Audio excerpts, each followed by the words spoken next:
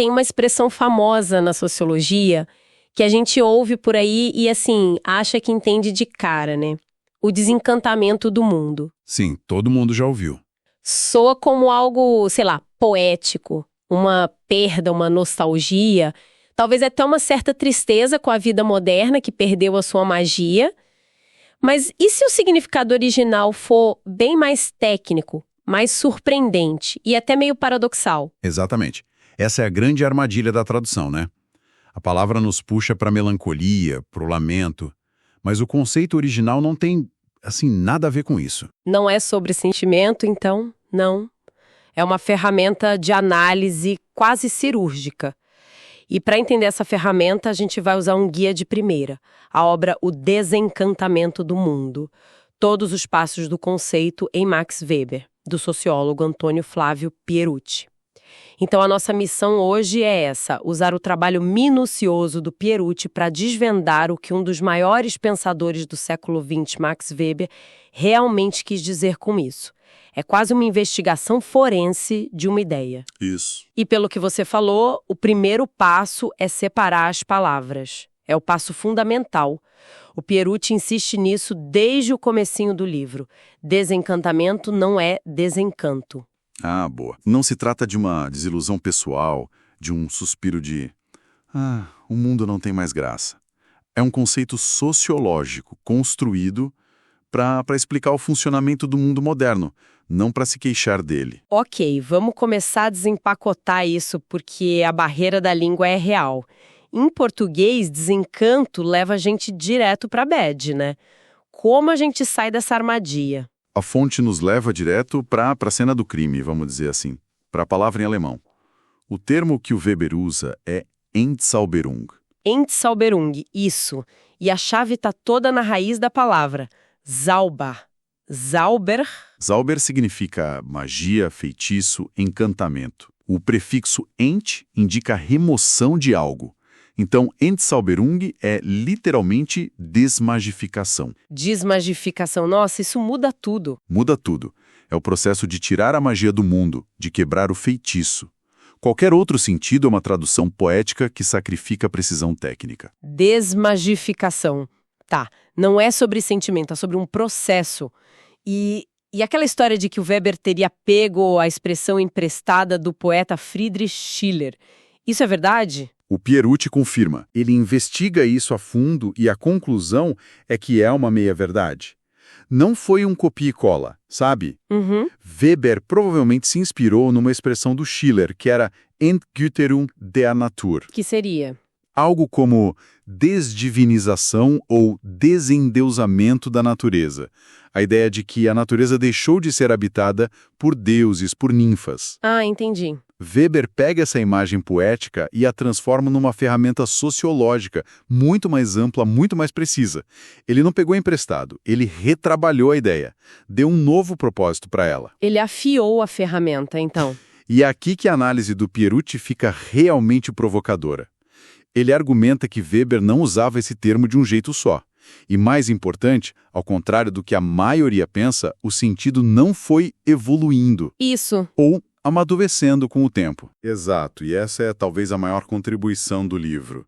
É uma tese que vai contra o senso comum acadêmico, sabe? O Pierucci mostra, com uma análise cronológica rigorosa dos textos do Weber, que ele trabalhou com dois significados distintos, mas concomitantes. Concomitantes, ou seja, ao mesmo tempo. Ao mesmo tempo? Ali entre 1913 e 1920. Eles não são fases de um pensamento, são aplicações diferentes do conceito para problemas diferentes. Isso é surpreendente. A gente costuma pensar que as ideias de um autor vão amadurecendo, uma substituindo a outra. O que a fonte diz sobre o porquê disso? Por que manter duas definições rodando ao mesmo tempo? Porque, para ele, isso criava clareza, não confusão. Eram duas ferramentas diferentes na caixa dele. Ele usava a que se encaixava melhor no fenômeno que ele estava analisando. Ok. Quais são essas duas ferramentas? O primeiro significado, que é o principal, mais técnico, é o desencantamento pela religião. É a tal da desmagificação que a gente falou. Certo. É o processo onde a própria religião, ao se racionalizar, vai sistematicamente eliminando a magia como um caminho para a salvação. Nossa, isso já é um paradoxo por si só. A religião como a grande força anti-magia. Precisamente. E o segundo significado, que talvez seja mais familiar para a gente, é o desencantamento pela ciência. E esse não tem a ver com desmagificação, mas sim com a perda de sentido. É a ideia de que a ciência moderna transforma o mundo num grande mecanismo causal, que a gente pode calcular, prever, dominar, o mundo passa a ser e acontecer, mas deixa de significar algo num sentido maior, cósmico ou divino. Ok, ficou claro. 2 ferramentas usadas ao mesmo tempo para coisas diferentes. Uma para explicar a história da racionalidade e a outra para diagnosticar a condição moderna. Vamos mergulhar na primeira, porque essa ideia da religião ser a força que desencanta o mundo, isso ainda me parece muito contraintuitivo. É o coração do argumento weberiano. E o fascinante é que ele rastreia isso como um processo histórico de longuíssima duração. Começa onde? A origem estaria na profecia do judaísmo antigo. Antes disso, a relação com os deuses era em grande parte mágica. Você fazia um ritual, um sacrifício, uma oferenda, uma espécie de fórmula para forçar a divindade a agir a seu favor. Era uma coerção. Era quase uma relação técnica com o sobrenatural. Se eu fizer A, B e C, o Deus X tem que me dar a chuva. Exatamente. O que os profetas judeus fazem é romper com isso. Eles dizem, não é sobre o ritual. Não se pode coagir Deus. Muda a lógica, totalmente. O que esse Deus único e transcendente exige não é um feitiço bem feito, mas uma obediência ética, uma conduta de vida correta. Essa luta da religião ética contra os meios mágicos de salvação é, pro Weber, o início do processo de desencantamento. E essa luta atinge seu clímax, seu ponto máximo com o protestantismo, certo? É aí que a fonte traz aquela metáfora incrível do jardim encantado. Isso, a metáfora do Zaubergarten, o jardim encantado. Weber usa essa imagem para descrever o mundo pré-moderno. Sabe, o mundo católico medieval, que ainda era povoado por uma infinidade de forças. Anjos, demônios, santos, espíritos. Tudo tinha uma agência sobrenatural, exato. O mundo era um campo de batalha de forças e o ser humano precisava de meios mágicos para navegar nisso. Sacramentos, relíquias, amuletos, exorcismos. A igreja oferecia todo um arsenal mágico de salvação. Essa imagem é muito poderosa, dá para imaginar o alívio e ao mesmo tempo o terror de viver num mundo assim. Qualquer desgraça pode ser um feitiço e qualquer sorte uma bênção que tem que ser conquistada com o ritual certo. Pois é. E o que o protestantismo ascético, especialmente o puritanismo calvinista, faz é chegar com um facão e podar esse jardim até não sobrar nada. Uma limpeza geral. Uma limpeza radical. Ele leva o processo às últimas consequências. A ideia da graça sacramental, por exemplo, de que um ritual feito por um padre pode garantir a salvação, passa a ser vista como o quê? Pura magia. Uma tentativa de coagir Deus. O que é um absurdo para essa nova teologia. Então, o caminho para a salvação muda de lugar.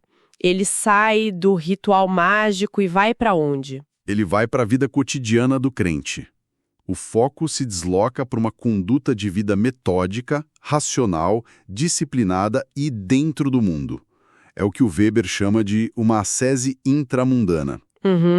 A pessoa não precisa mais fugir do mundo para um mosteiro. Ela tem que provar sua fé através do seu trabalho, da sua disciplina, da sua racionalidade aqui e agora. E é aí que o paradoxo se completa de forma espetacular. Ao limpar o mundo da magia para fins religiosos, essa atitude acaba, sem querer, abrindo o caminho para o mundo moderno. Por uma grande ironia da história. Se o mundo não é mais um jardim mágico, imprevisível e assustador, mas sim uma criação ordenada por um Deus distante, impessoal, ele pode ser o quê? Ele pode ser estudado? Estudado, calculado, dissecado, dominado pela técnica. A desmagificação religiosa do mundo abre as portas para a dominação científica e para a organização racional do trabalho. E isso são as bases do capitalismo moderno. Uau! Então a religião, ao tentar purificar a fé, acaba entregando o mundo de bandeja para a ciência e para o capital. Que virada de roteiro! Isso nos leva direto para o segundo sentido, o o desencantamento feito pela ciência. Aquele que fala da perda de sentido, que talvez seja o que mais bate na gente hoje. Sim, aqui o agente da história muda.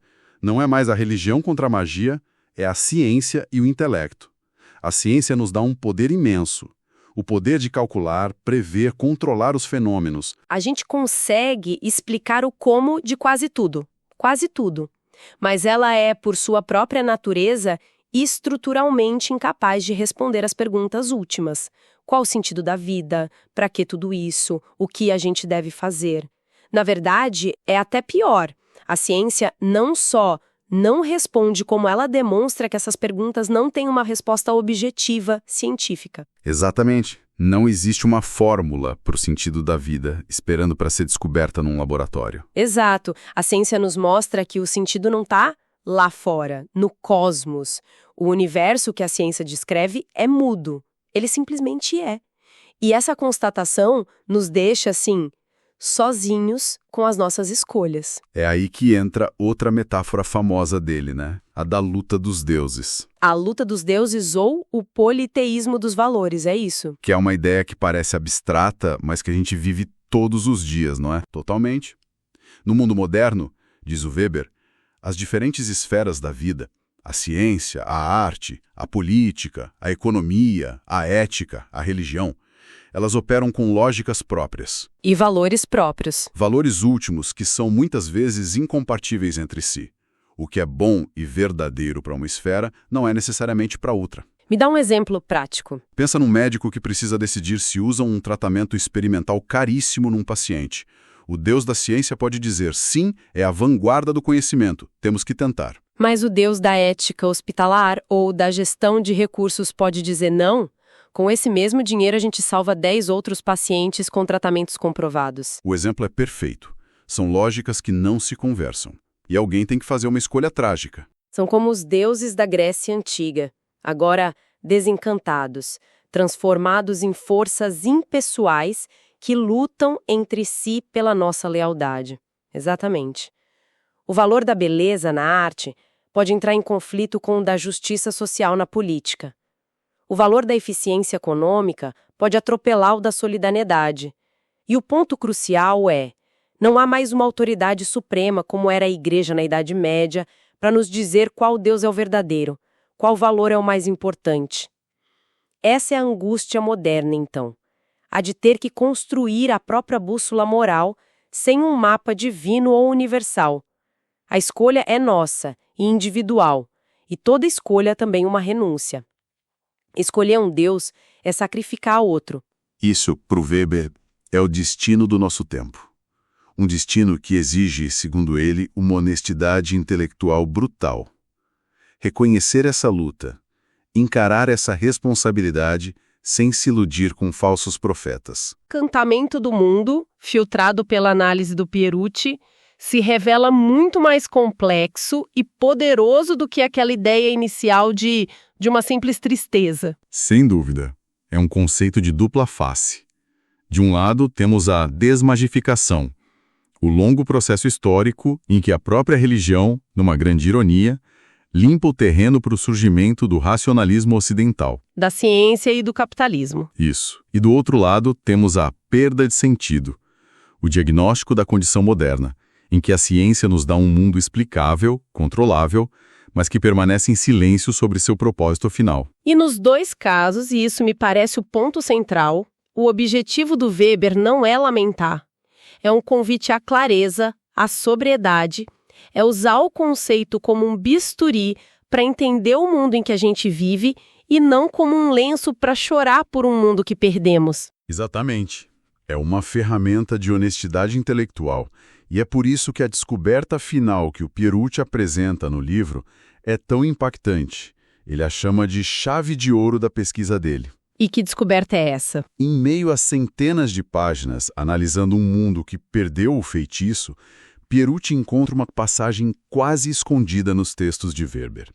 Ao falar sobre a esfera do amor, do erotismo, Weber usa um verbo que é o exato oposto de Entzauberung. Ele usa o verbo Ansaubern. Ansaubern, que seria o contrário de desmagificar, enfeitiçar, encantar. Exatamente. encantar.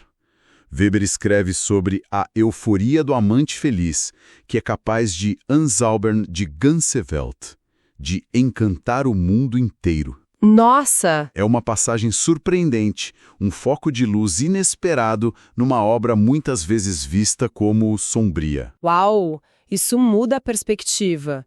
Quer dizer que mesmo num mundo mais racionalizado e desencantado, ainda existiria um lugar para o encantamento? Essa é a provocação que fica. E levanta uma questão fundamental para a gente refletir.